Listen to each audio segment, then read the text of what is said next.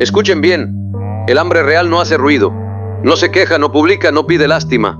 El hambre de verdad se sienta en silencio y aprende a observar. Mientras otros gritan su ambición, el que tiene hambre afila la paciencia.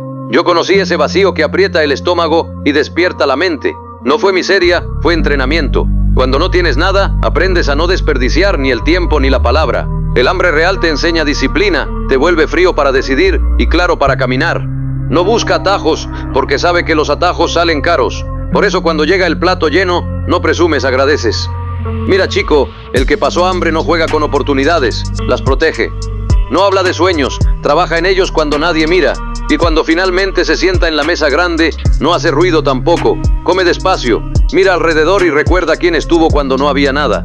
El ruido es de los llenos falsos. El silencio siempre fue del hambriento que sabía que su momento iba a llegar. Sin miedo, sin prisa, permiso.